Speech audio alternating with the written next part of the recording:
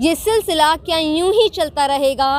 सियासत अपनी चालों से कब तक किसानों को छलता रहेगा? सरसों की खेती करने वाले लोग हैं, सरसों की कीमतें तो इनको नहीं मिली, लेकिन सरसों का तेल की कीमतें जरूर बढ़ देसी। ये तो महंगाई सरकार है या कहाँ कोई सी और सरकार थोड़ा, इसका नाम तो महंगाई सरकार रखना पड़ेगा। एक नया वर्ग आया है, किसान वर्ग, जो आंदोलन कर रहे हैं उनको आंदोलन जीवी कहें।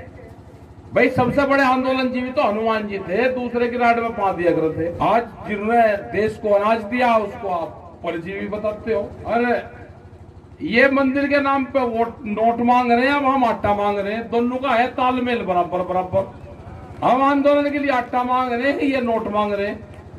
अरे मंदिर तो भाई बन बुना जगह, हमारा गन्ने का भुगतान करवा दो, हमारा ब्याज है उसका बना दो ना, गांव का फंडा छोड़ दो। ब्याज बहुत है, करीब है 5-6 हजार करोड़ रुपया है ब्याज का। इंदिरा मिल वालों से ले लो, उसी का ही बढ़ा लियो।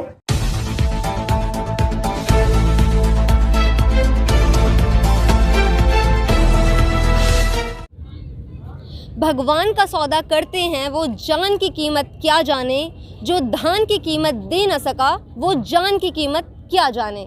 नमस्कार, मैं प्रिया त्यागी और आप देख रहे हैं एमजे खबर। और इस समय मैं मौजूद हूं गाजीपुर बॉर्डर पर और यहाँ राकेश टिकैत जी ने जो भाषण आज दिया है वो आपको पहले हम दिखाएंगे। मगर जातियों उस पर नहीं जाना, किसी को भी जाति रखो अपने शादी ब्याह तक। प्रोग्राम किसान बचाने का आंदोलन है, प्रोग्राम करो इकट्ठे। जातियों पे कोई प्रोग्राम नहीं देंगे। दोनों लड़े कर रहे, वहां पूरे लड़े। अब लड़ाई भिड़ाई हट गया, आरक्षण पर लड़े। अरे आरक्षण का तो जब करोगे जब सारी जमीन बचेगी। ये सरसों की खेती करने वाले लोग हैं, सरसों की कीमतें तो इनको नहीं मिली, लेकिन सरसों का तेल की कीमतें जरूर बढ़ गई देश में। 30 रुपए किलो तक कंज्यूमर मरेगा। आप पुरजर हो कह लगे तो किसानों का है। अरे ये किसानों का नहीं, किसान भी तो कंज्यूमर है। जो ये महंगाई बढ़ रही, जो बिचौलवा आ गए ना बीच में, पेट्रोल का इस रुपये में पता ही नहीं चला, 100 रुपये बजा दिया पेट्रोल, डीजल और चीजों के रेट देखो आप कहां जा रहे हैं। महंगाई, ये तो महंगाई सरकार है या कहां कोई सी और सरकार थोड़ा, इसका नाम तो महंगाई सरकार रखना पड़ेगा। पूरा देश बर्बादी के कगार पे है, पूरा बर्बादी के कगार पे है। कह रहे जी किसानों का मामला है, आप ये क्यों कह रहे भाई? कहे क्यों ना, हम तो चीजें खरीदते हैं ना, बाजार में जाते हैं, सब चीज महंगी होगी। ट्रैक्टर का टायर अगला और BMW गाड़ी का टायर पर दोनों पर बराबर टैक्स है। हमने एक दिन उनका फोटो कही थे, एक BMW गाड़ी मिल गया, हमें एक ट्रैक्टर मिल गया 72 मॉडल, दोनों खड़े खड़े बराबर में, उसका फोटो खींचा। भाई दोनों पर टैक्स बराबर है टायर पे। वो खेत में चले, वो सड़कों पर चले, चमचमाती सड़कों पे। तो ये आंदोलन सब लोगों का आंदोलन है, ये जन आंदोलन है। इसमें सभी लोग इसमें सहयोग दे, जो शहर के आदमी हैं, जो गांव के लोग हैं, ये सब का आंदोलन है। किसी एक जाति विशेष का आंदोलन नहीं है। एक नया वर्ग आया है, किसान वर्ग, जो आंदोलन कर रहे हैं उनको आंदोलन जीवी कहें। भाई सबसे बड़े आंदोलन जीवी तो हनुमान जी थे, दूसरे की राड में 5 दिया करते थे। लड़ाई किसी की, गए कहीं, पूंछ अपनी जड़वाई।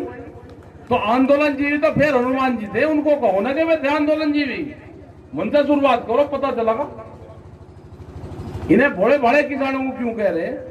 महात्मा गांधी भी आंदोलन जीवी थे, मुरली मनोहर जोशी नहीं कही हैं, बड़े सीनियर वे रहे, अपने विचारधारा से जुड़े रहे, हमेशा मीटिंग मारते रहे। अब तो कह रहे जी मान नहीं रही सरकार, कुछ नहीं, मेरे हाथ में कुछ नहीं। वे स्वदेशी जागरण के वो थे, उसी विचारधारा पे वे काम करते थे।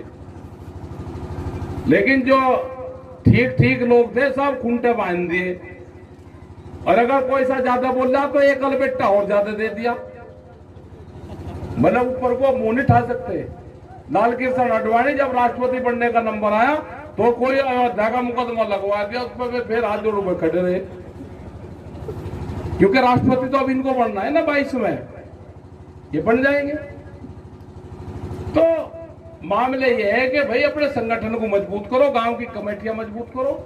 अब झंडा बैनर कौन कहां किसका लग रहा है, अब महत्व उसका नहीं है, अब महत्व है कि गांव की जमीन कैसे बचेगी। अगला सवाल है कि जमीन ने आपकी कैसे बचेगी। इस जमीनों को जो एक पीढ़ी आप लोगों ने, हमारे पूर्वजों ने इस जमीन को अपने पसीने से सिंचा है। ये तो टिब्बे थे ऊंचे नीचे, राजस्थान में चल जाओ तो ये टिब्बे थे, यहाँ पे ये खंदक थी सारी जो इकसार करी, कहीं जंगल खड़े थे, तो एक पीढ़ी तो पूरी की पूरी चली गई ना। जो ताई क्षेत्र था पूरा, ये तो जंगल थे, मोटे मोटे मच्छर वहां पे थे, एक पीढ़ी मच्छरों ने खाई है, उससे उनकी मौत हुई। आज जिन्होंने देश को अनाज दिया उसको आप परजीवी बताते हो। तो इस तरह की लैंग्वेज का इस्तेमाल ना करे कोई भी, वो किसानों को ठीक नहीं लगा। आप उनसे बात करो, वे नहीं मान रहे तो लाठी से थोड़ा मनाओगे। किसी आदमी ने कुछ कह दिया तो जेलों में बंद करोगे। 10,000 मुकदमे लिखे जा रहे हैं। एक यही आ रहा कह रहे जी मेरे लड़के का नाम आ गया, वो तो था भी नहीं, वो तो वकील है वहीं रहे, मगर भाई कुछ ना कुछ तो हुआ होगा जी, वो तो आया ही नहीं यहाँ पे, आया नहीं तो मगर हुआ क्या जी उसके नाम से मोबाइल है, बगा मोबाइल की लोकेशन से है कि मोबाइल किसके नाम से है, जब उसके नाम खिलाफ मुकदमे हुए। तो मुकदमे ये तो होंगे भाई, वे तो कह रहे हैं कि मुकदमे खत्म करते हैं, अपना घर चले जाओ, सबसे सहूलियत है। आंदोलन के दौरान भी बहुत लोग जब जेलों में जाते थे तो माफी मांग के आते थे, अगर जी हम आंदोलन में नहीं आने के हमें माफी कर दो, तो माफी मांग के जा सकता है कोई आदमी। जब देश आजाद हुआ तो उस टाइम पे भी लोग माफी मांग के गए थे, उनसे छूट के आए थे जेलों से। लेकिन यहां पे इस तरह के लोग नहीं है। ये अपनी जमीन, अपनी विरासत, अपने बालकों का हक हकूक की लड़ाई है। ये आने वाली पीढ़ी को आंदोलन ना करने पड़े, वो चैन से अपना जीवन बसर कर ले, भूख पे पूरी दुनिया में व्यापार ना हो, अनाज कोठरियों में बंद ना हो, तिजोरी की रोटी ना बने, यह आंदोलन उसका है। और वो एक पंचायत ऐसी रही कि वहां दूसरा आदमी भी कोई सिसोली गांव में नहीं आया, अकेले आए, पल बिछाया 12 बजे और 4 बजे पल लपेट के और चला गया। दूसरा आदमी आया ही नहीं, कोई इत्तेफाक रहा कि कोई नहीं आया। और फिर उसी सिसोली गांव में यह हुआ कि कई महीने बाद में फिर वहां पे 50 लाख आदमी आए। जब वीर बहादुर सिंह वहां पे सिसोली में आए, वहां का जो जाम था फिर वो 27 घंटे में वहां से जाम खुला।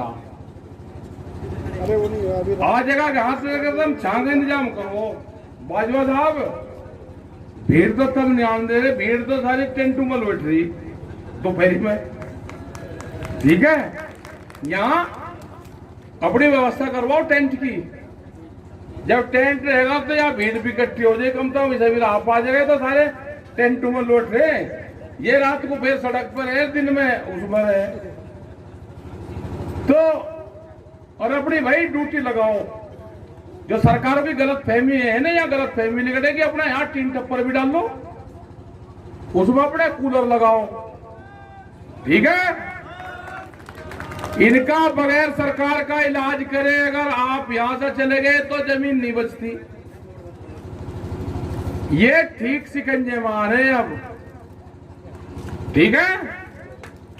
एक का इलाज होगा, वो होती थी ना, अगर किसी ने जो बोरिंग होता था और वो नाल उसमें फंस जाती थी कभी, और वो नहीं टूटता था,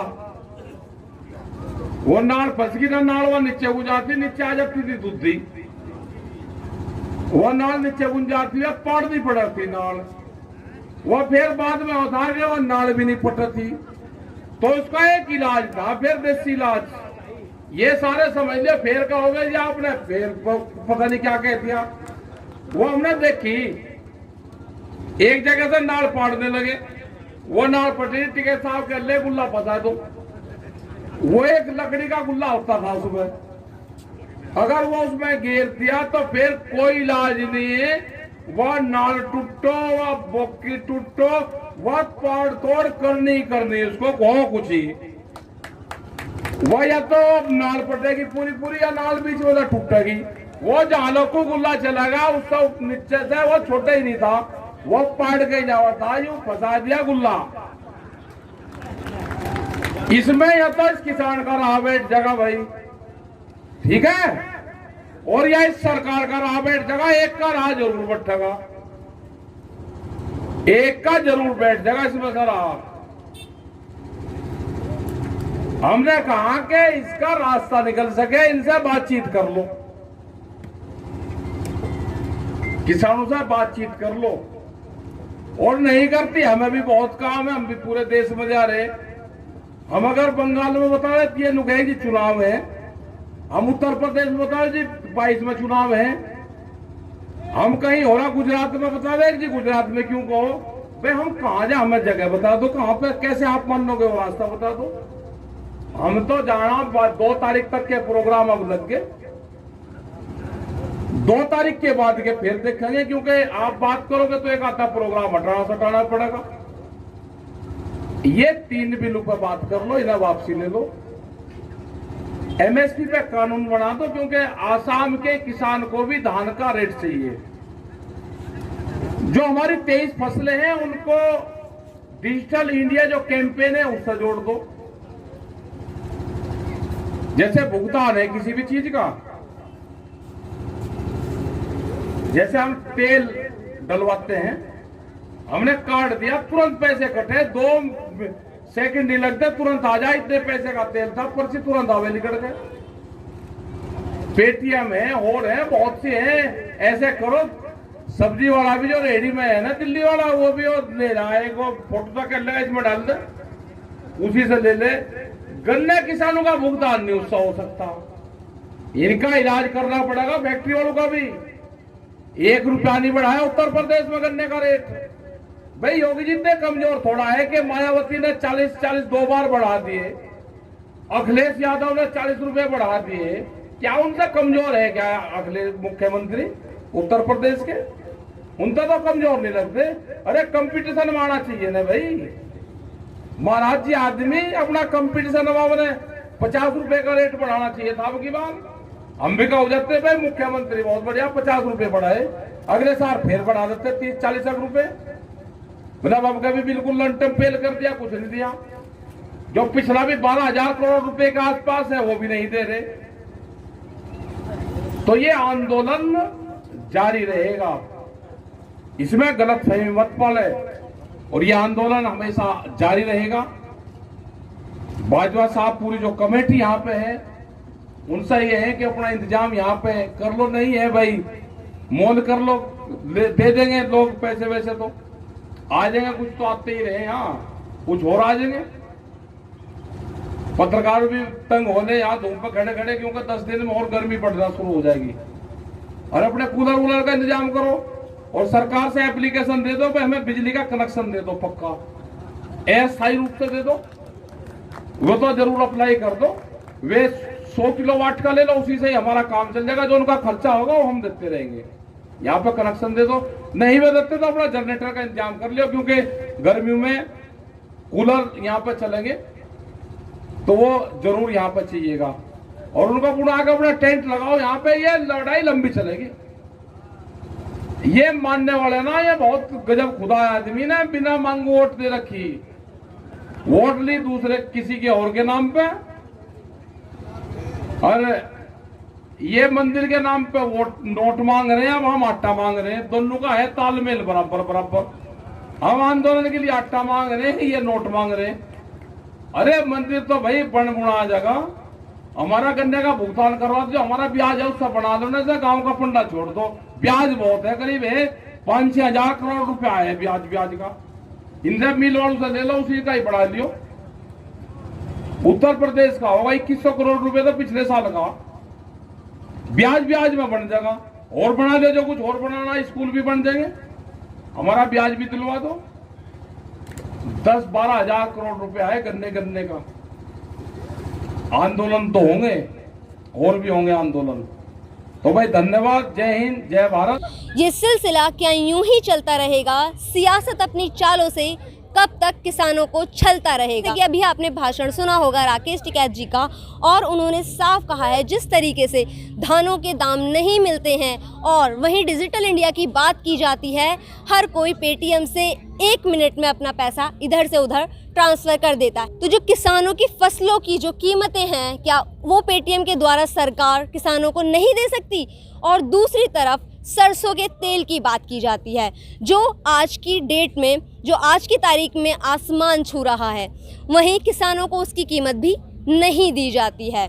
और अगर हम देखें कि जिस तरीके से किसानों की जो हालत है वो लगातार बिगड़ती जा रही है, और अगर हम गन्ने की कीमत की बात करें तो आज भी गन्ने का भुगतान किसानों को नहीं दिया गया है। और जिस तरीके से महंगाई बढ़ती जा रही है, किसान भी कंज्यूमर है, मजदूर भी कंज्यूमर है। जिस तरीके से ये जो कानून है, कानून के द्वारा एक तरीके से भंडार भर लिया जाएगा और कंज्यूमर को महंगे दामों पर दिया जाएगा, और कंज्यूमर में सभी लोग आ जाते हैं, चाहे वो किसान हों, मजदूर हों या हर वर्ग के जो लोग हैं, सभी उसमें आ जाते हैं। तो इस तरीके से इस कानून के द्वारा लगातार महंगाई बढ़ती रहेगी।